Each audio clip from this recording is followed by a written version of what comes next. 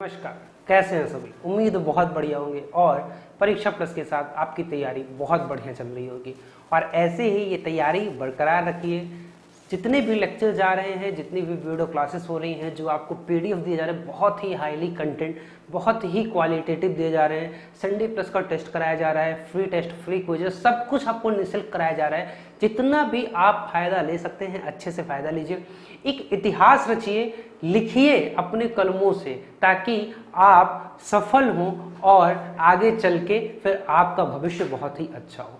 तो अभी जैसा कि हम लोगों ने यूपीएसआई एएसआई का ये 10 प्लस कोर्स के अंदर में चला रहे हैं हम लोग, इसमें नंबर सिस्टम का चैप्टर शुरुआत की थी, 3 क्लास कंप्लीट कर लिए थे। अब हम उसी को थोड़ा आगे कैरी ऑन करेंगे। अभी तक हमने क्लासिफिकेशन को बहुत अच्छे से समझा, उसके बाद हमने इवन ऑड वगैरह भी अच्छे से समझा, फिर हमने परिमेय अपरिमेय संख्या को बहुत अच्छे से समझा, जिसमें पी बाई क्यू के फॉर्म में बदलना सीखे। आज हम सीखेंगे डिविजिबिलिटी के बारे में, है ना। कैसे कोई नंबर किसी से डिविजिबल होता है, विभाज्य होता है कि नहीं होता है, क्या क्राइटेरिया होने चाहिए, क्या उसके पीछे कॉन्सेप्ट होने चाहिए, और सबसे बड़ी बात उस पर क्वेश्चन कैसे बनते हैं, क्वेश्चन का फॉर्मेशन कैसा होता है, एग्जाम में कैसे पूछा जाता है और कैसे पूछा जाएगा। क्योंकि आप जान लो कि आप जिस परीक्षा की तैयारी कर रहे हो, चाहे वो यूपी ट्रिपल एससी की कोई परीक्षा हो या आपकी कोई यूपीएसआई या यूपीपी, ये सभी करवा कौन रहा है, टीसीएस करा रहा है, और वो चेंज बहुत करता है नए नए क्वेश्चन के साथ। तो हमें हर चीज समझ के चलना पड़ेगा। तो हम देर न करते हुए टॉपिक को शुरुआत करते हैं। ये पूरा 10 प्लस कोर्स के अंदर जरूरी इन्फॉर्मेशन ये है कि आप सभी लोग जिन्हें नोट्स चाहिए, जैसे अभी ज्योग्राफी का एमसीक्यू चल रहा है, रात में 10 बजे आपकी क्लास चलाई जा रही है, पर्टिकुलर बहुत अच्छी क्लास चल रही है, बहुत ही डिटेल में उसके नोट्स दिए जा रहे हैं। एकदम आपके एग्जाम पॉइंट ऑफ व्यू में टीसीएस पैटर्न पे वो बनाया जा रहा है, ताकि आप बहुत अच्छे से उससे एक भी लाइन बाहर ना आए। अगर आप वो पीडीएफ प्राप्त करना चाहते हैं तो आप पीडीएफ के लिए 3 महीने का सब्सक्रिप्शन ले लें। उसमें वही पीडीएफ नहीं, अभी जो मैथ्स हो रहा है, मैथ्स के प्रैक्टिस सेट उसी में आपको दिए जाएंगे अगर ये सब्सक्रिप्शन ले लेते हैं। जो पुराने बच्चे हैं जो फेज 1 में लिए थे, उन्हें केवल रिन्यू कराना है। आप ऐप पे जाओगे, फेज 2 है, उस पर 499 का पेमेंट करोगे अगले 3 महीने के लिए। मतलब इस 15 जुलाई से लेकर जुलाई से अगस्त, अगस्त से सितंबर, सितंबर से अक्टूबर, 15 अक्टूबर तक आपको 1 रुपए कहीं नहीं देना है। निःशुल्क पूरी वीडियो क्लास लेनी है। सारी क्लासेस हम लाइव भी करवा रहे हैं और भी लाइव क्लासेस बढ़ेंगी जैसे ही थोड़ा टेक्नोलॉजिकली स्ट्रांग होते हैं हम लोग। उसके बाद फिर क्विजेस तो होते ही रहते हैं, टेस्ट सीरीज आपको। और सबसे बड़ी बात यह है कि अभी टीम ने क्या डिसाइड किया है कि जो भी सब्सक्रिप्शन ले लेता है उसको टेस्ट सीरीज फ्री कर दी जाएगी। जैसे सपोज करिए कि यूपीएसआई एएसआई का बैच 10 प्लस कोर्स के अंदर में चल रहा है, तो उसकी जो टेस्ट सीरीज होगी, जो भी 10-12 टेस्ट के टेस्ट सीरीज बनेंगे, वो आपको जो सब्सक्रिप्शन ले रहे हैं बच्चे, उन्हें अलग से खरीदने की जरूरत नहीं पड़ेगी, उसी में इंक्लूड हो जाएगा। तो वहां भी आपका पैसा बचेगा। जैसे लेखपाल का बैच चल रहा है, उसका जो होगा उसकी भी टेस्ट सीरीज आएगी, तो उसी में आपको एड ऑन के रूप में दे दी जाएगी, उसका अलग से पैसा नहीं जाएगा। तो टीम आपके हित में हमेशा सोचती रही है और सोचते रहेगी, बहुत अच्छा प्रयास करती रहेगी। अभी हम लोग फिलहाल के लिए ये जो आपका यूपीएसआई एएसआई के लिए निःशुल्क बैच चला रहे हैं, इसमें मैं आपको बता दूं कि सारे के सारे वीडियो जो है वो निःशुल्क हैं।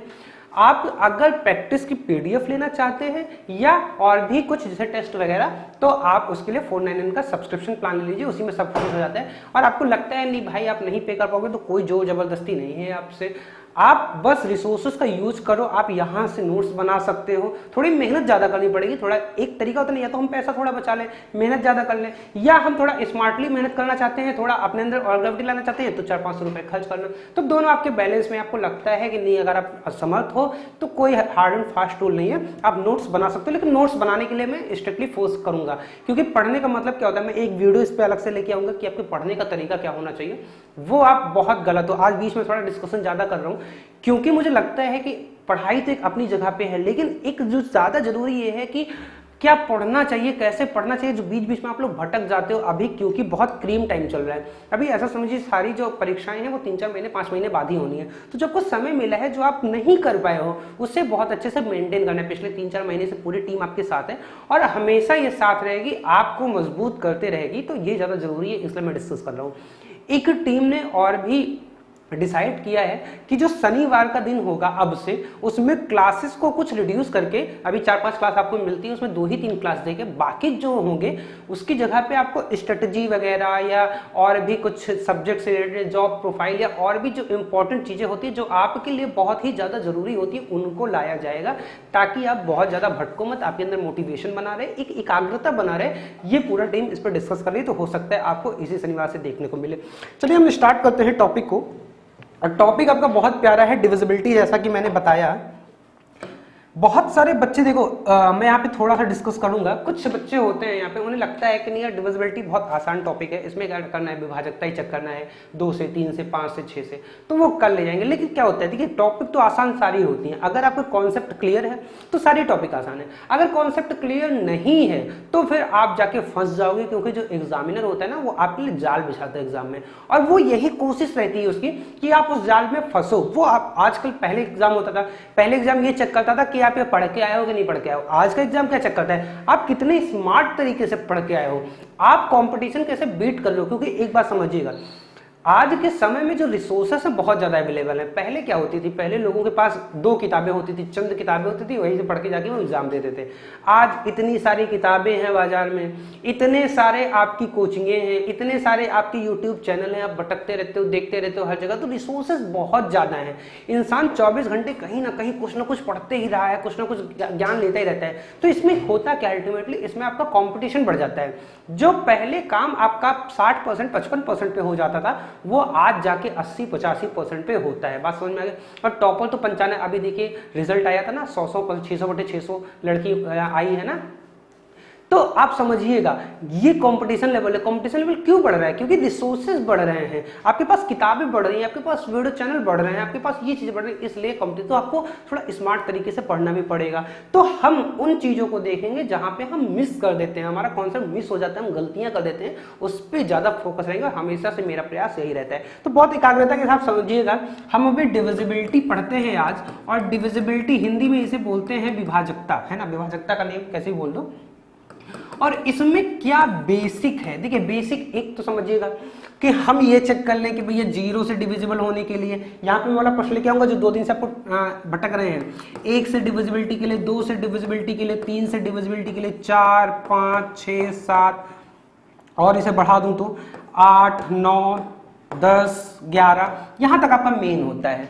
अब हम इसके डिविजिबिलिटी की एक एक की बात करेंगे, मतलब कि कोई नंबर इससे विभाजित होगा कि नहीं होगा। सपोज करिए आपका 412 है और उसे मैं 7 से विभाजित करने के लिए बोलूं, तो कहना क्या मतलब है, कहने का मतलब ये है कि क्या जो ये 7 है ये 412 को पूरा पूरा काट देगा कि नहीं काट देगा। काटने मतलब सांप वाप नहीं है, ऐसा नहीं कि वो काट लेगा, है ना, ऐसा कुछ नहीं है। डिविजिबल कर देगा, विभाजित कर देगा। और विभाजित जब आप किसी चीज से भाग देते हो, विभाजित मतलब भाग देते हो, 412 को 7 से भाग दियो, तो यहाँ पे बहुत बहुत क्रीम बात मैं आपको बता रहा हूँ। कभी आप ऐसे बात नहीं सुने होगे, ना ही किसी किताब में पढ़े होगे। कभी डिवाइड जब आप करते हो, किसी से भाग देते हो ना, तो भाग करने का मतलब आप ग्रुप बनाते हो। ग्रुप कैसे बनाते हो समझिएगा। अभी आप समझिएगा कि मान के चलो 1 2 3 4 5 6 7 आपके पास टॉफियां हैं, है ना, और मैं बोलूंगा आपसे कि 3-3 का ग्रुप बनाओ, 3-3 का ग्रुप बनाओ।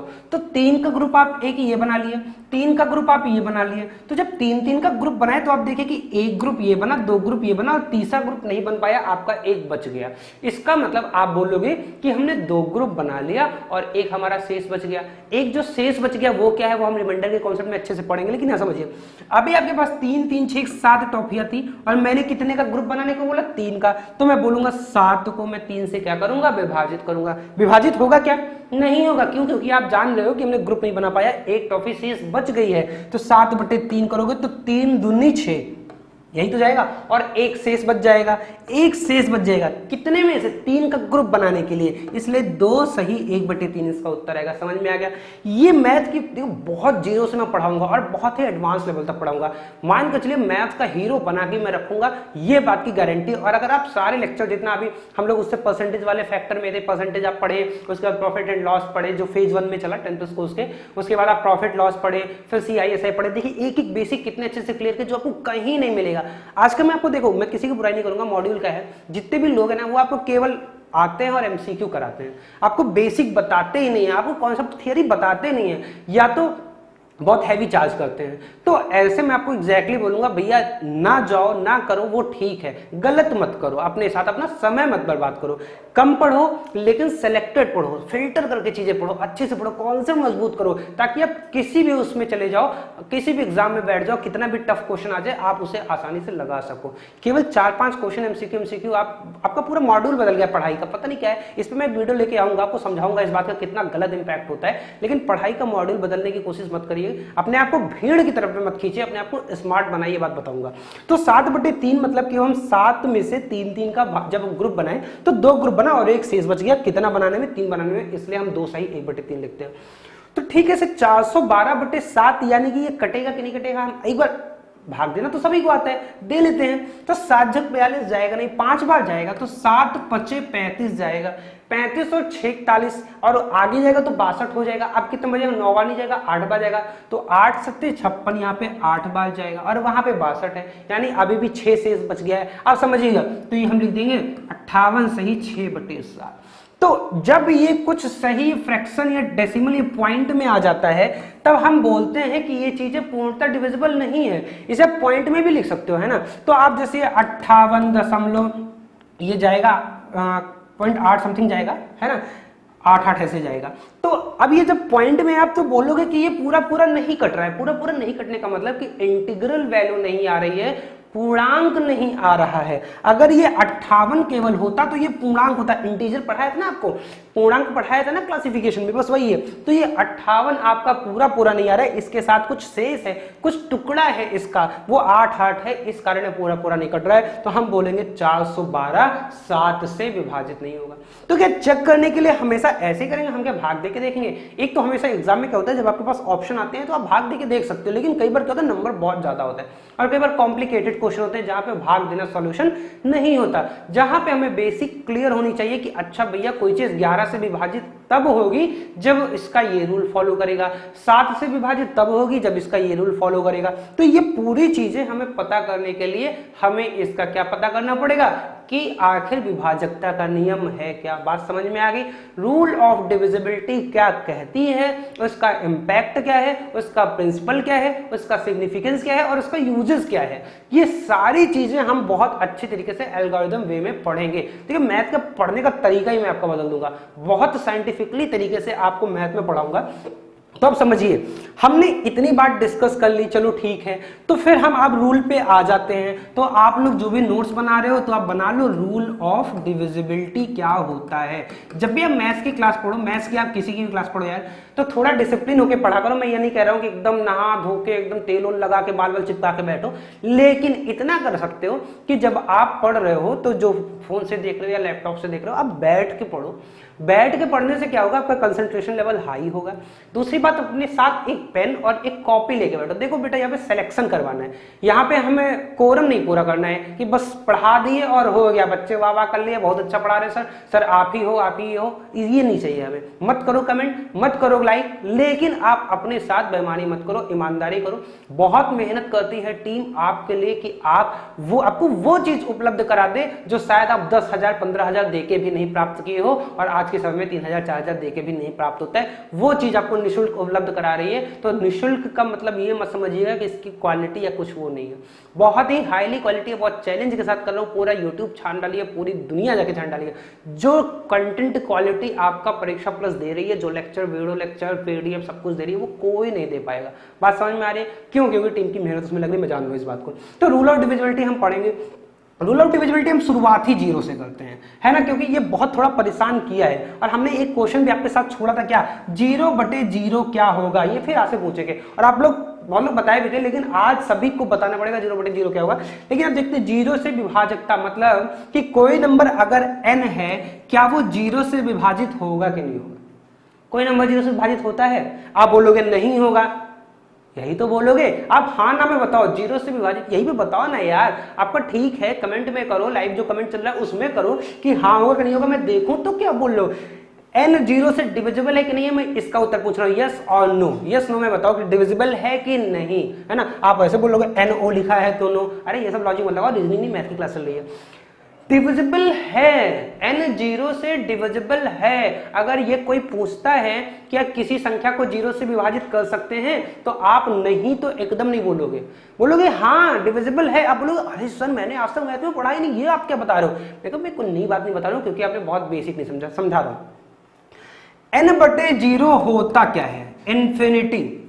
अगर यहां पे कुछ है तो इसका मतलब डिवाइड कर दिया, जैसे 6/2 करोगे तो आप लिखोगे 3, और यहाँ पे कुछ लिखा है, यहाँ पे भी तो कुछ लिखा है, लिखा ही तो है, तो इसका मतलब डिविजिबल हो गया। कहीं पॉइंट में है क्या, नहीं है पॉइंट में। कहीं आपको फ्रैक्शन में दिख रहा है क्या, नहीं है, तो इसका मतलब ये डिविजिबल है। अब यहाँ पे सवाल उठता है ये इन्फिनिटी होता क्या है, क्या है इन्फिनिटी। इनफाइनाइट वैल्यू जो आप बोलते हो, अनंत, हिंदी में बोलते हो ना, अनंत है इसका उत्तर।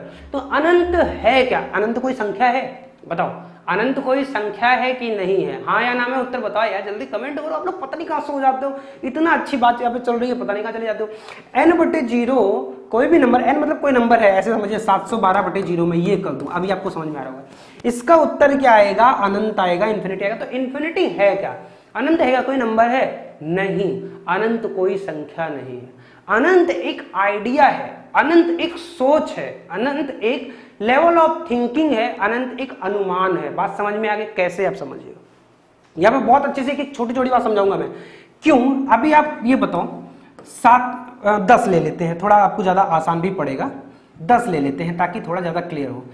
10 बटे अगर 10 करते हो तो क्या आता है, 1 आता है कि नहीं आता है, बोलो हाँ। ऊपर चले, चलो 10 बटे अगर 5 करोगे तो क्या आएगा, 2 आएगा।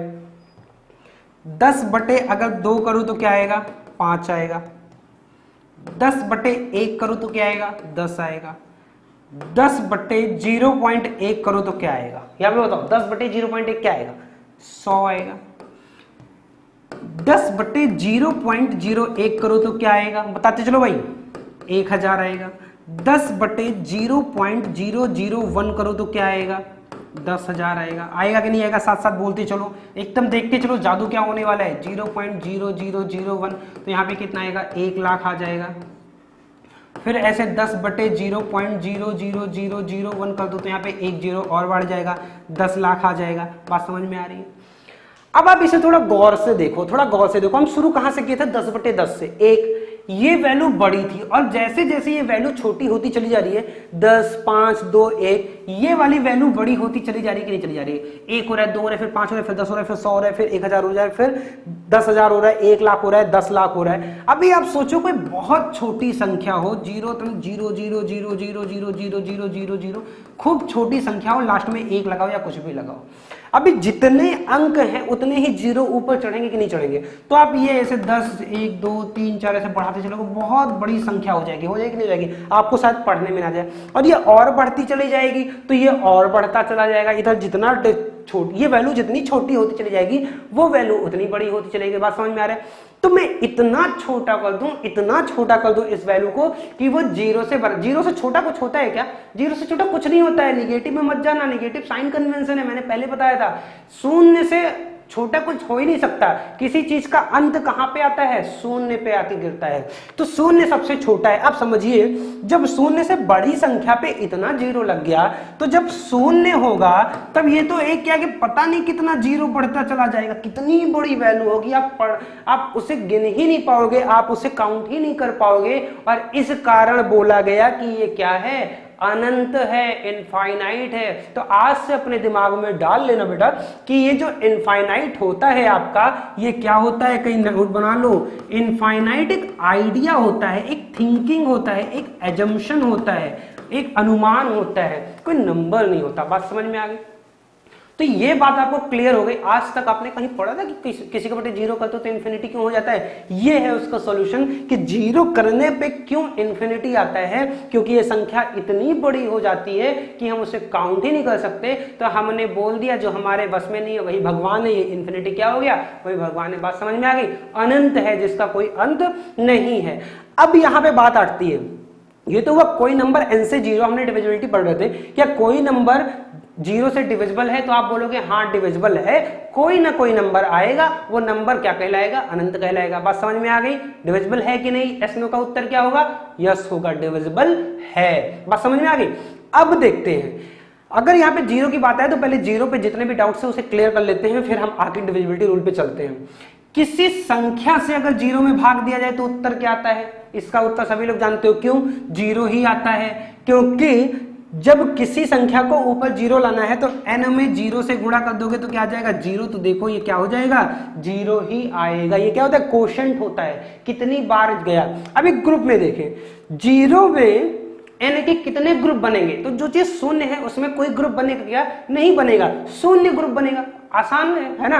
तो जीरो बटे n करेंगे। अच्छा, कोई पूछे क्या जीरो n से डिविजिबल हो सकता है? एस नो में अगर उत्तर देना हो तो क्या होगा?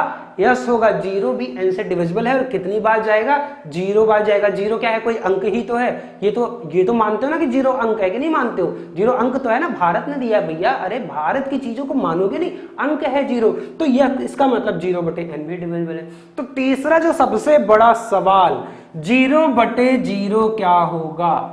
बहुत बड़ा सवाल है। आपने देखा जब जीरो बटे n किए तब आया जीरो, जब n बटे जीरो किए तब आया अनंत। तो जीरो बटे जीरो क्या होगा? जीरो होगा क्या? अनंत होगा क्या? एक होगा क्या? या इनमें से कोई नहीं? None of these. क्या होगा? जल्दी से बताओ, इन चारों में से मैं कौन सा उत्तर मान लूं? अरे आसान है यार, जीरो बटे n, जीरो तो आ रहा है, तो बस जीरो बटे कुछ भी करोगे। तो आपने क्या पढ़ा? जीरो बटे कुछ भी मतलब क्या? जीरो। तो जीरो बटे कुछ भी मतलब क्या? जीरो। लेकिन तुरंत दिमाग में आया किसी के बटे जीरो मतलब क्या? अनंत। तो किसी के बटे जीरो मतलब क्या? अनंत। तो ये भी सही हो गया, ये भी सही हो गया। आपने ये भी तो पढ़ा है, 5 बटे 5 क्या? 1। ये कहीं नहीं देख रहे हो। 4 बटे 4 क्या? 1। 3 बटे 3 क्या? 1। 1 बटे 1 क्या? 1। तो जीरो बटे जीरो क्या? 1। आसान है यार, पता नहीं आप लोग कहाँ खो जाते हो। जीरो बटे जीरो 1 और क्या? पता नहीं कितना क्या सोच रहे हो। सही है ना? जीरो बटे जीरो 1 ही होगा। गलत है, जीरो बटे जीरो 1 नहीं होगा। इसीलिए इसका उत्तर नन ऑफ दीज होगा। अगर आपसे कोई पूछता है कि जीरो बटे जीरो क्या है तो आप बोलो भैया नॉट डिफाइन। अब यहाँ पे जो नॉट डिफाइन आया है और इनफाइनाइट है, इन दोनों में अंतर है। बहुत सारे बच्चे कंफ्यूज रहते हैं, मैं बता दूं। इनफाइनाइट मतलब ये वाला सिंबल, और नॉट डिफाइन मतलब जिसकी कोई परिभाषा ही नहीं है, परिभाषित ही नहीं कर सकते, इसका मतलब उसका कोई अस्तित्व ही नहीं है। बात समझ में आ गई? तो जीरो बटे जीरो का आंसर क्या आएगा? नॉट डिफाइन आएगा। तो अगर आपसे कोई जीरो की डिविजिबिलिटी पूछता है तो दिमाग में क्या रखना है? दिमाग में आपको केवल इतना रखना है कि किसी भी नंबर को जीरो से डिवाइड करेंगे तो अनंत आएगा, जीरो को किसी नंबर से डिवाइड करेंगे तो जीरो आएगा, और जीरो बटे जीरो क्या आएगा? नॉट डिफाइन आएगा, अनंत नहीं आएगा। ध्यान रखना, बच्चे कंफ्यूज आते हैं और ये पूछा हुआ प्रश्न है, इसलिए मैं आपको दे दिया हूं। और दोबारा आपकी परीक्षा में आ जाए तो कोई बहुत बड़ी बात नहीं। ये कॉन्सेप्ट ना आपको किसी किताब में मिलेगा, ना किसी टीचर के द्वारा बताया जाएगा। यकीन मानिए, जाइए पूरा छान डालिए, यहाँ पे तो नहीं बताया जाएगा। बात समझ में आ गई? तो ये आपको दिमाग में रखना है। अभी हम रूल ऑफ डिविजिबिलिटी के आगे बढ़े तो जीरो के बाद कौन सी संख्या आती है? 1। और 1 की डिविजिबिलिटी आसान है। ये इतना सीधा साधा है ना कि किसी भी संख्या को इससे डिवाइड कर दो, वो संख्या को बोलता हम कुछ नहीं है, सब कुछ आप हो। हमने बोला 415 को 1 से डिविजिबल बोल दो, इसने बोला हम कुछ नहीं है, सब कुछ आप हो। उत्तर कितना आ जाएगा? 415। बात समझ में आ गई? अब मुझे बताओ, क्या ये डिविजिबल है कि नहीं है? डिविजिबल है, क्योंकि ये क्या है? इंटीग्रल वैल्यू है। पूरा पूरा कितना है? 415। बात क्लियर हो रही है? अगर बात क्लियर हो रही है तो बताते चलो। हाँ सर जी, मजा आ रहा है, क्लियर हो रही है, एक कॉन्सेप्ट बहुत अच्छे से खेल रहा है, ताकि मुझे भी तो पता चले यार आपके अंदर कितना जोश भर गया है। जैसे मेरे अंदर जोश भर जाता है, आपके अंदर भी जोश बराबर होना चाहिए। तो एक ऐसा सीधा सा संख्या है जो किसी को भी बोलता है भैया सब कुछ आप, मतलब कि वो संख्या वही आ जाएगी। बात क्लियर है? हम इसके आगे देखते हैं। अच्छा, अब ऐसे मत समझना कि 1 बटे 415 कर देंगे तो 1 ही आएगा, है ना, जीरो वाले केस की तरह। ऐसा नहीं है, फिर ये बहुत पॉइंट में जाएगा, क्योंकि ये दोनों क्या हैं? एक ऐसी संख्या है जिसका कुछ अस्तित्व है। बात समझ में आ गई? तो ये गड़बड़ मत करिएगा, इसलिए मैं आपको समझा दिया हूं यहाँ पे। अब हम देखते हैं क्या 1 के बाद आता है 2, और 2 से डिविजिबिलिटी रूल क्या कहता है कि कोई भी संख्या 2 से कब विभाजित होगी? जब वो सम होगी। याद करिए, जब हम इवन ऑड पढ़ाए थे, सम और विषम पढ़ा रहे थे आपको, तो सम की परिभाषा क्या बताए थे? यही तुम्हें बताया था कि ऐसी सारी संख्याएं जो 2 से विभाजित हों वो क्या कहलाएंगी? सम संख्या कहलाएंगी। और जो 2 से विभाजित ना हो वो क्या कहलाएंगे, विषम कहलाएंगे। इतनी बात आपको क्लियर हो गई। तो 2 से भाई विभाजित हो ना हो ये बात समझ में आ गई। विभाजित जब पता ही ना हो कि विभाजकता कैसे चेक करें तब क्या करें सर जी, तो उसका कोई उपाय बताओ। तो वही उपाय मैं आपको बता रहा हूं कि अगर संख्या को 2 से विभाजकता चेक करनी है तो आप क्या देखोगे, यूनिट डिजिट देखोगे। यूनिट डिजिट पे अगली क्लास में आपको पढ़ाऊंगा और बहुत मजा आएगा, साइक्लिसिटी वगैरह सब कुछ पढ़ाऊंगा। यकीन मानो जिंदगी में इतनी अच्छी क्लास कभी नहीं लिए होगे, इस बात की गारंटी। मजा ना आए तो बताना आप, ठीक। यूनिट डिजिट आपको पढ़ना है जरूर, बहुत मस्त क्लास होने वाली है। तो यूनिट डिजिट पे देखेंगे, और यूनिट डिजिट कैसे देखेंगे समझिएगा। जैसे मैं बोलूं 414, क्या ये 2 से डिविजिबल है, क्योंकि आपने जब यूनिट डिजिट पे देखा तो 4 दिखा और 404 जो है 2 से डिविजिबल है। इसका मतलब जो भी यूनिट डिजिट पे अंक आने चाहिए वो क्या होने चाहिए, 2 से विभाजित होने चाहिए। तो यहाँ पे अंक कितने हो सकते हैं, 1 से लेके 9 तक हो सकते हैं, 0 भी तो हो सकता है, तो 0 से लेके 9 हो सकते हैं। लेकिन 0 से 9 में कौन कौन सी संख्या 2 से विभाजित होगी, 0 होगी। मैंने क्या बताया, 0 एक ऐसी संख्या है जो किसी से विभाजित हो जाती है। अब आप सोचो, अगर आपके दिमाग में ये पल्ला होता कि 0 किसी से विभाजित नहीं होती है तो अब यहाँ पे 0 काउंट करते क्या, नहीं करते। इसलिए छोटी छोटी बात को समझना है। तो 0 विभाजित होगी 2 से, 2 विभाजित होगा 2 से, 4 विभाजित होगा 2 से, 6 विभाजित होगा, 8 विभाजित होगा। कहने का मतलब 2 से अगर आपको विभाजकता चेक करनी है तो इकाई के स्थान पे, मैं यहाँ पे फिर से बता दूं, इकाई के स्थान पे क्या होना चाहिए, एट यूनिट डिजिट अगर आपका 0, 2, 4, 6 या 8 आता है तो वो पूरी की पूरी संख्या जो n होगी वो क्या होगी, 2 से डिविजिबल होगी। आगे बात समझ में। संख्या कोई भी n अगर है वो 2 से तभी डिविजिबल होगी जब इकाई के स्थान पे 0, 2, 4, 6, 8 आए। बात क्लियर हो रही है, आगे बढ़ा जाए फिर चेक किया जाए, है ना। जैसे से आगे बढ़ेंगे बहुत मजा आने वाला है। 2 के बाद आता है आपका 3 की रूल, 3 का रूल ऑफ डिविजिबिलिटी फॉर 3, 3 के लिए विभाजकता का नियम। तो 3 के लिए विभाजकता का नियम क्या कहता है, थोड़ा आराम से सांस लेके एकाग्र मन से सुन लीजिएगा बहुत अच्छे से, क्योंकि इस पे प्रश्न सबसे ज्यादा बनते हैं। 3 हुआ, 9 हुआ, 6 हुआ और 4, ये ऐसी संख्याएं हैं, ऐसे अंक हैं जिस पे डिविजिबिलिटी के सबसे ज्यादा प्रश्न बनते हैं। तो यहाँ पे हमें अच्छे से सीख लेना है। क्या कहता है 3 का रूल ऑफ डिविजिबिलिटी, क्या कहता है। सपोज करो कोई संख्या है 346, ये कोई संख्या है, बोलते ये 3 से तभी विभाजित होगा जब इसके सारे अंकों का जो योग होगा वो 3 से विभाजित होगा। क्या कहने का मतलब, अंक क्या है 3, 4, 6, इनको जोड़ लो, 3 + 4 + 6 कितना आएगा, 13 आएगा। 13 3 से विभाजित होगा क्या।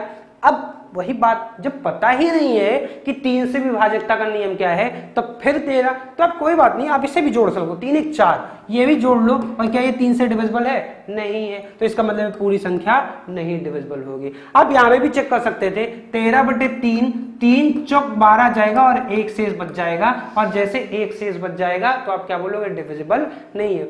यहीं पे अगर ये संख्या 345 होता तो क्या होता, एक बार देख लेते हैं। 3 + 4 + 5 यानी कि 3 4 7 और 7 5 12, 12/3 करेंगे तो 4 बार चला जाएगा, यानी कि ये संख्या क्या हो जाएगी, 3 से विभाजित हो जाएगी। तो 3 का विभाजकता का नियम कहता है कि संख्या के सारे अंकों का जो योग है वो 3 से विभाजित होना चाहिए। कहने का मतलब अगर संख्या A B C D E है, जहां पे A B C D और E अपने आप में अंक हैं, बटे 3 तब होगा जब A + B + C + D + E जो है वो 3 से विभाजित होगा। क्लियर है। 3 से विभाजित करने का मतलब कोई भी शेष ना छोड़े, कोई भी दशमलव में संख्या ना आए, कोई भी भिन्न में संख्या ना आए, तब क्या कहलाएगा, वो पूर्णता विभाजित है, अन्यथा पूर्णता विभाजित नहीं है। बात क्लियर हो गई 3 से विभाजकता का नियम। अभी इस पे क्वेश्चन देखेंगे बहुत अच्छे अच्छे। अभी आज हम कॉन्सेप्ट देख लेते हैं, फिर इस पे क्वेश्चन बहुत अच्छे अच्छे से देखेंगे। 4 का विभाजकता का नियम क्या कहता है, 4 का विभाजकता का नियम कहता है, जैसे आपने 2 के लिए इकाई का अंक देखा था, ऐसे 4 के लिए 2 अंक, इकाई और दहाई, दाहिने तरफ से 2 अंक देख लो, और अगर वो दोनों 4 से विभाजित हैं तो पूरी की पूरी संख्या क्या होगी, 4 से विभाजित होगी। जैसे कोई संख्या बहुत बड़ी लिखी है, 4 1 3 6 7 8 9 2 4। ये कोई एक संख्या है, इतनी बड़ी संख्या है। अब आप इसे 4 से भाग तो लगा नहीं पाओगे, डिवाइड तो कर नहीं पाओगे। डिवाइड करना होगा तो पूरा समय निकल जाएगा। एग्जाम में इतना समय नहीं मिलता, एक क्वेश्चन को मुश्किल से 40 से 50 सेकंड मिलते हैं ऑफलाइन में। अगर ऐसे पेपर आते हैं एसएससी जैसे पेपर में जहां पे 1 घंटे में 100 क्वेश्चन करना होता है, वहां पे तो आपको 30 सेकंड भी नहीं मिलते हैं कायदे से।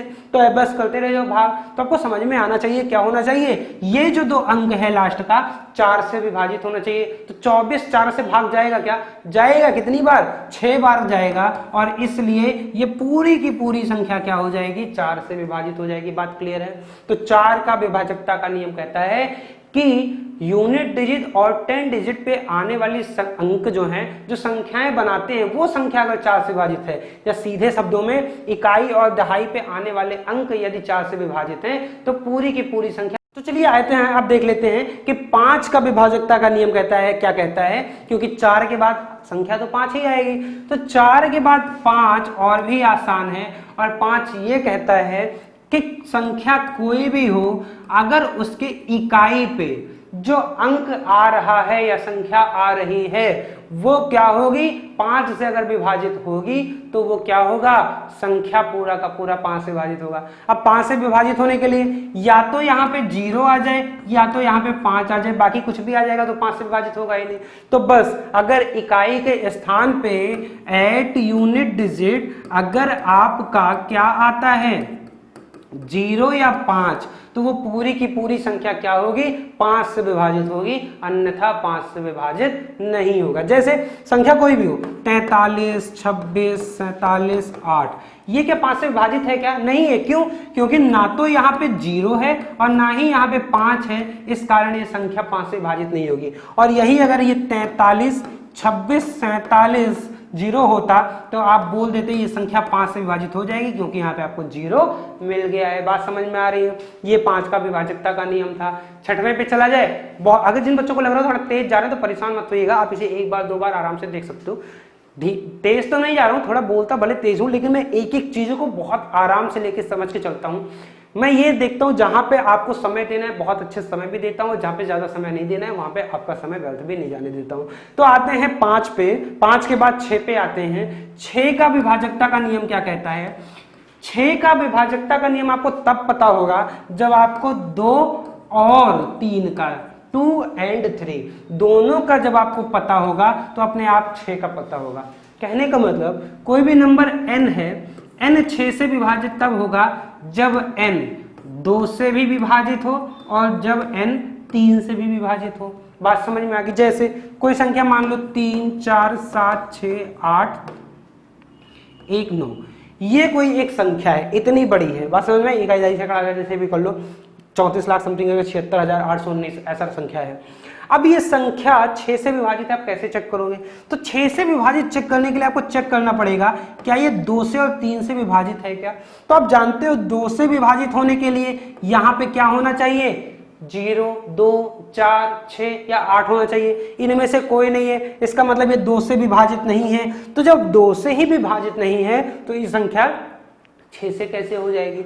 अभी सपोज करिए यहाँ पे 8 होता है ना, तो अभी तो 2 से विभाजित हो गई, 2 से विभाजित हो गई। अभी आपकी चेक करते हैं 3 से विभाजित है क्या, तो 8 + 1 9, ये 8 है, 8 + 1 9, 9 8 17, 17 और 6 23, 23 और 7 30, 30 और 4 34, 34 और 3 37, 37 क्या 3 से डिविजिबल है क्या, नहीं है। और जब 37 3 से डिविजिबल नहीं है, इसका मतलब अगर 3 से डिविजिबल नहीं है तो 6 से कैसे डिविजिबल हो जाएगा, अभी भी संख्या 6 से डिविजिबल नहीं है। अभी यहाँ पे 8 की जगह 7 होता, 8 की जगह 7 होता तब हो जाता। जैसे 7 1 8 8 16, 16 और 6 22, 22 और 7 29, 29 और 4 33, 33 और 3 36 और 36/3 करते तो 3 से हो जाती। लेकिन फिर ये संख्या 2 से डिविजिबल नहीं होती। आगे बात समझ में, तो फिर नहीं होगा। तो इसका मतलब जिस संख्या जो होगी वो 6 के मल्टीपल में ही चलेगी। बात समझ में आ रही कि नहीं आ रही है। तो ऐसे हम चेक कर लेंगे ये 6 से विभाजित नहीं है। एक छोटी संख्या ले लें, समझ में आना चाहिए। 36 है। अब सभी जानो 6 से डिविजिबल, लेकिन एक बार चेक कर लेते हैं इसे। अगर 6 से करेंगे तो क्या ये 2 से डिविजिबल है? हाँ 2 से डिविजिबल है क्योंकि यहाँ पे 6 है। क्या ये 3 से डिविजिबल है? 3 से भी डिविजिबल है क्योंकि 3 + 6 = 9 होगा और 9 3 से डिविजिबल हो जाएगा। इस कारण ये पूरी की पूरी संख्या क्या होगी? 6 से विभाजित होगी। बात क्लियर हो रही है? इतनी तक बात समझ में आ गई? तो 6 का भी आसान है, ध्यान रखना है कि अगर आपको 2 और 3 का पता है तो 6 का भी पता होना चाहिए। ध्यान देना एंड पे, और पे 2 और 3 दोनों से डिविजिबल होना चाहिए। 2 और 3 दोनों से डिविजिबल होना चाहिए, तभी वो क्या होगा? 6 से डिविजिबल होगा। बात क्लियर? और नहीं या नहीं, 2 और 3 एंड, अंग्रेजी वाला एंड। बात समझ में आ गई? चलिए 7 से करते हैं। 7 का थोड़ा सा पेचीदा होता है, लेकिन हम यहाँ पे देखते हैं। हालांकि मैं इसे बाद में बताता हूँ, लेकिन अभी यहाँ पे पहले ही बता देता हूँ। 7 से विभाजकता का नियम के बाद में सिर्फ फिर बताऊंगा, एक बार थोड़ा ओरली बताता हूँ, फिर मैं बाद में इस पे प्रैक्टिस भी करा दूंगा। 7 से विभाजकता का नियम क्या कहता है कि सपोज करो कि मान के चलो कि नंबर 714 है। अब ये संख्या 7 से विभाजित है क्या? हम इसे चेक करने में क्या करेंगे? जो यूनिट डिजिट है इसको 2 से गुणा करेंगे। तो 4 को 2 से गुणा करेंगे तो कितना आ जाएगा? 8। और 71 में से हम 8 क्या कर देंगे? माइनस कर देंगे। तो कितना आ जाएगा? 63। 63 को चेक कर लेंगे 7 से डिविजिबल है कि नहीं। 7 से डिविजिबल है, 9 बार जाएगा। इसका मतलब ये पूरी की पूरी संख्या 7 से डिविजिबल होगी। बात क्लियर हो गई? फिर से सुनिएगा, कोई भी नंबर है A B C D E, ये 5 अंकों की कोई संख्या है, हम क्या करेंगे? जो यूनिट डिजिट पे है इसको 2 से गुणा करेंगे और जो आएगा उसे शेष में से माइनस कर देंगे, मतलब यहाँ पे माइनस कर देंगे। या ऐसे समझिए 714 ऐसे 7147 कोई संख्या है। हम इसे क्या करेंगे? 7 को 2 से गुणा करेंगे, 14 आएगा और 14 किस में से माइनस करेंगे? 714 में से। तो कितना बचेगा? 700। अब दिख रहा है आपको 700 पूरा 700 डिविजिबल हो जाएगा, इसलिए ये पूरी संख्या 7 से डिविजिबल हो जाएगी। कोई बड़ी संख्या ले लेते हैं, बड़ी ले लेते हैं। 3 1 4 7 9 6 7, ये कोई संख्या होगी, काफी बड़ी हो गई है ना। जब संख्या बहुत बड़ी होगी तो मैं बताऊंगा उसका अलग से, हालांकि आता नहीं एग्जाम में, इसलिए अभी यहाँ पे समझते हैं।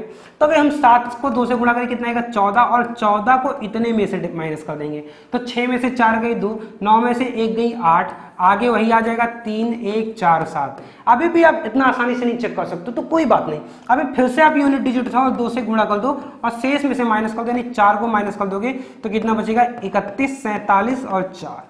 अभी भी आप नहीं चेक कर सकते, कोई बात नहीं। इसे फिर 2 से गुणा कर दो, 8 आ जाएगा और इस 8 को इस पूरे से माइनस कर दो, तो 17 में से 8 गई 9 और यहाँ पे 3 और ये 31 39। अभी भी नहीं चेक कर पा रहे हो, कोई दिक्कत नहीं। 9 से फिर से 2 से गुणा कर दो, 9 दूनी 18 और शेष में से माइनस कर दो, मतलब इतने में से माइनस हो जाएगा।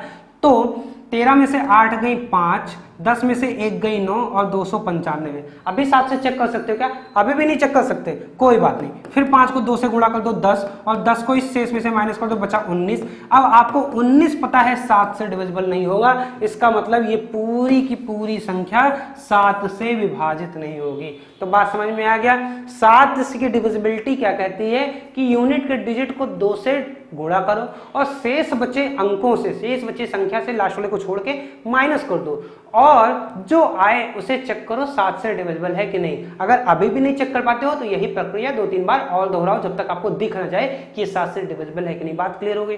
चलिए, तो अगर 7 से क्लियर हो गया हो तो हम आते हैं 8 से, और 8 आसान है। जैसे 2 में हमने इकाई का स्थान देखा था, 4 में हमने इकाई और दहाई दोनों का स्थान देखा था।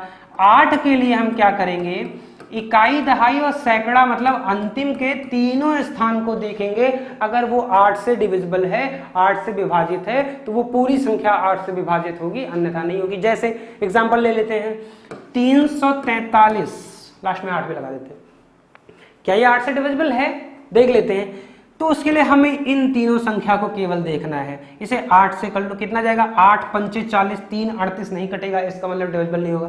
ये छोटा था तो आप आसानी से कर लिए, और बड़ा होता 3 4 3 8 6 4, ये संख्या होते हैं। तो अभी आपको ज्यादा कुछ नहीं करना था, केवल 864 से कर लेना था, बटे 8। ये डिविजिबल है क्या? हाँ है। 8 एकम 8, 8 अठाई 64, 108 करेंगे तो 864 ही आएगा, यानी कि ये पूरी संख्या 8 से डिविजिबल हो जाएगी। बात समझ में आ गया? तो 8 के डिविजिबिलिटी क्या कहती है कि अंतिम के 3 अंक अंक इकाई, दहाई और सैकड़ा, दाहिने से चलेंगे तो इकाई, दहाई और सैकड़ा जो है वो आपका 8 से डिविजिबल होना चाहिए, 8 से विभाजित होना चाहिए। अगर ऐसा होता है तो पूरी की पूरी संख्या 8 से विभाजित होगी, अन्यथा नहीं होगी। बात क्लियर है? मजा आ रहा है? आगे चलें, चलिए चलते हैं। आते हैं 9 के डिविजिबिलिटी पे। 9 की डिविजिबिलिटी क्या कहती है, जैसे हमने 3 में चेक किया था कि सारे अंकों का योग, सम ऑफ ऑल डिजिट्स, अंकों का क्या योग, अगर 3 से विभाजित हो। ठीक है, ऐसे 9 में क्या करेंगे, सारे अंकों का योग अगर किससे डिविजिबल हो, 9 से डिविजिबल हो, तो पूरी की पूरी संख्या क्या होगी, 9 से डिविजिबल होगी। जैसे मान के चलो 3 4 1 6 9 9, ये संख्या है क्या 9 से डिविजिबल? हम जोड़ लें, 4 3 7 3 10 4 14 1 15 15 6 21 21 9 30 9 39, 39 9 से डिविजिबल हो गया क्या? नहीं होगा। इस कारण ये पूरी की पूरी संख्या 9 से डिविजिबल नहीं होगी। तो 3 जैसा ही है, लेकिन वहां पे योग को 3 से चेक करते हैं, यहाँ पे योग को 9 से चेक करेंगे। बात समझ में आ गया? 10 के डिविजिबिलिटी बहुत आसान है, 10 के लिए लास्ट में केवल 0 होना चाहिए। 11 थोड़ा कॉम्प्लिकेटेड है, तो 11 मैं आपको बता दूं, 11 पे प्रश्न भी बहुत बनते हैं, एग्जाम में बहुत ज्यादा पूछे जाते हैं। 11 की डिविजिबिलिटी क्या कहती है, सपोज करो कि आप 4 1 3 6 7 9 एक कोई संख्या है, 41,000 4,13,679 कोई संख्या है। अब अगर ये संख्या 11 से डिविजिबल तभी होगी जब सम स्थान पे आए हुए अंक और विषम स्थान पे आए हुए अंक का डिफरेंस अगर उसे माइनस करेंगे, तो वो जो डिफरेंस होना चाहिए वो या तो 0 होना चाहिए या 11 का कोई मल्टीपल होना चाहिए। समझिएगा कैसे? सम पे आए हुए स्थान का मतलब, अभी इसका स्थान दें तो ये पहला स्थान, ये दूसरा स्थान, ये तीसरा, ये चौथा, ये पांचवा, ये छठवां स्थान। तो सम स्थान कौन कौन सा हुआ? ये दूसरा वाला, ये चौथा वाला और ये छठवां वाला। तो इन पे जो सम स्थान पे आए 1 6 और 9, इनका योग अलग कर लो, 6 1 7 9 7 16, और जो बचे हैं विषम स्थान वाले ये और ये 4 3 और 7, इन्हें जोड़ो, 4 3 7 7 14। अब इन दोनों को माइनस करो, है ना, बड़े में से छोटा है हमेशा माइनस करना। इन दोनों को माइनस करो, अगर ये या तो 0 आए या 11 आए या 22 आए या 33 आए, ऐसा कुछ आए तो वो 11 से डिविजिबल होगा, 11 से विभाजित होगा, अन्यथा नहीं होगा। बात समझ में आ रही? तो 16 में से 14 माइनस करेंगे तो आएगा 2, जो इनमें से कोई नहीं है, इसलिए ये संख्या क्या होगी, 11 से विभाजित नहीं होगी। बात समझ में आ गया? अभी अगर यहाँ पे 4 ना होके 6 होता, 4 ना होके 6 होता तो ये 16 होता, और अगर ये 16 होता तो ये 0 आता, और तब क्या हो जाता, 11 से विभाजित हो जाता। बात क्लियर हो रही है? तो हमने एक तरफ से देख लिया 0 से लेके 11 तक, जो आपका सबसे ज्यादा महत्वपूर्ण है वहां तक पहुंचता है। कुछ और संख्याएं होती हैं 13 और 37, तो इन पे मैं बता दूं बहुत ज्यादा परेशान होने की जरूरत नहीं है। एक खास रूल क्या होता है, अगर क्वेश्चन आपसे बनेगा, अगर कोई संख्या बहुत बड़ी सी लिखी हुई है, जैसे सपोज करो 6 6 6 6 4 4 4 4 6 6 6 6, ऐसे करके लिखे हुए, ऐसे टाइप में क्वेश्चन आता है। या ऐसे पूछ लेगा 7 7 7 7 7 और ऐसे करके 108 बार ये लिखा है, तो ये संख्या क्या डिविजिबल पूछेगा, किससे डिविजिबल है, 2 से, 7 से, या 11 से, या बी और सी दोनों से, ऐसे पूछेगा, कुछ ऐसे टाइप के ऑप्शन देगा। तो जब भी अगर ऐसा आए तो आप समझिएगा, या कभी कभी शेष भी पूछ लेते हैं, मैं बताऊंगा रिमाइंडर में बताऊंगा कैसे क्या होगा। इसकी डिविजिबिलिटी चेक करने के लिए जब भी, जो देखिए यहाँ पे 7 बार बार रिपीट कर रहा है, तो आप देख लो एक बार, एक चीज ऑब्जर्व कर लो, 1 2 3 4 5 6, अगर 6 अंक बार बार रिपीट हो रहे हैं, अगर 6 अंक बार बार रिपीट हो रहे हैं, तो वो संख्या किससे डिविजिबल होगी, 11 से, 13 से और 37 से, इनसे हमेशा डिविजिबल होगी। बात समझ में? एक खास पैटर्न है, ये ऑब्जर्व किया गया है, ठीक है ना। ये हमेशा किससे, 11 13 37 से डिविजिबल होगा, और जब भी 11 13 13 और 37 से पूछता है तो इसका मतलब ये कुछ ऐसा ही पैटर्न होगा।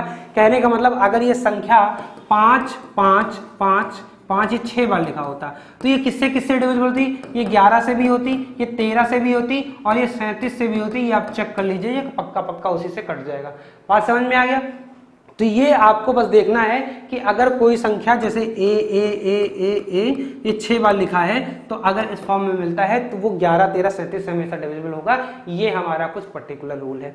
तो ये था हमारा आज रूल ऑफ डिविजिबिलिटी कॉन्सेप्ट। हम कल कुछ क्वेश्चन देखेंगे, जैसे कुछ ऐसे क्वेश्चन होगा, मैं आपको हिंट दे देता हूं कि 3 4 7 x 8 y, y का संभावित मान क्या होगा, a b c d, या ये पूछ लेगा कि y के स्थान मतलब y की कितनी वैल्यू पॉसिबल है ताकि ये संख्या जो हो वो किससे हो, 3 से डिविजिबल हो। तो ये लोग आप भी मुझे उत्तर बताइएगा कमेंट में कि 34 7x 8y है, y के कितने मान संभव हैं कि ये पूरी की पूरी संख्या 3 से डिविजिबल। बहुत अच्छा क्वेश्चन, कॉम्प्लिकेटेड है, पूरा दिमाग लग जाएगा आपका, लगाने की कोशिश करिएगा। और ऐसे छोटा सा कॉन्सेप्ट है लेकिन क्वेश्चन बहुत अच्छा पूछ लेता है। तो ऐसे ही क्वेश्चन के साथ, अच्छे क्वेश्चन के साथ बेसिक से लेकर एडवांस लेवल तक नेक्स्ट क्लास में हम बहुत अच्छे से कवर करेंगे।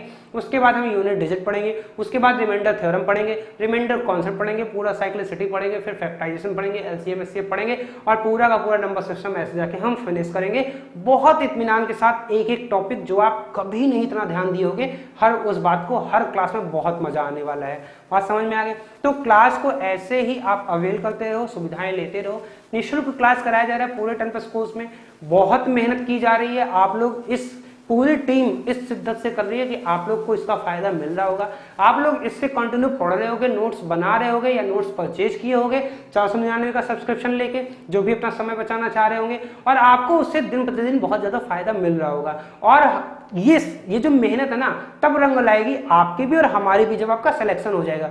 लेकिन मानो अभी जैसे लोअर प्री वाले में करीबन इतने सारे बच्चे हुए, उस दिन इतना अच्छा माहौल था कि यार इतने बच्चे सेलेक्ट हो गए इस ग्रुप से, इस कोचिंग से, तो बहुत मजा आता है। अभी ASCRO का हम लोग ने टेस्ट सीरीज कराया था, उसमें करीबन 10 से 15 लड़के सेलेक्ट हो गए। तो समझिए 200 सीट है और उसमें से ही 10-15 लोग सिलेक्शन, अगर इतने कम बच्चों में 10-15 बच्चे सेलेक्ट हो जाते तो ये बहुत बड़ी बात है। इसका मतलब जो कंटेंट है वो बहुत ज्यादा क्वालिटेटिव है। ये अब इसे किसी से बोस्ट करने की जरूरत नहीं है, बहुत डींगे मारने की जरूरत नहीं है। ये मैं खुद बता रहा हूं कि ये खुद प्रूफ करता है कि कंटेंट में कितनी क्वालिटी है। बात समझ में आ गई? तो कंटेंट के क्वालिटी के साथ एकदम बहुत अच्छे से अपनी तैयारी कंटिन्यू रखते रहिए, पढ़ते रहिए, मन लगा पढ़ते रहिए। कोई भी भटकाव मत लाइए यार, कोई भी ऐसी बातें दिमाग में मत डालिए जिससे आप अपने लक्ष्य से भटक सकते हैं। तो ऐसे ही बहुत अच्छी क्लास के साथ, बहुत अच्छे कॉन्सेप्ट के साथ, प्रैक्टिस के साथ हम मिलते रहेंगे। मैं पहले बता दिया हूं कि जो कंटेंट प्रैक्टिस सेट चाहिए, कंटेंट चाहिए, PDF चाहिए, उन्हें 3 मंथ का 499 का सब्सक्रिप्शन ले लो, कोई बहुत बड़ी बात नहीं है। चलिए, अगर वीडियो आपको पसंद आती है तो आप लाइक भी कर दिया करो और अच्छे कमेंट तो जरूर देके जाया करो। थोड़ा सा तो मुझे भी लगे यार आप मेरे लिए कुछ सोच रहे हो, है ना, ऐसे पता नहीं क्या हो जाता है। चलिए, बाकी शनिवार को हम लोग बहुत अच्छे से एक नया कुछ कॉन्सेप्ट, नया प्रोग्राम लेके आएंगे। तब तक के लिए धन्यवाद।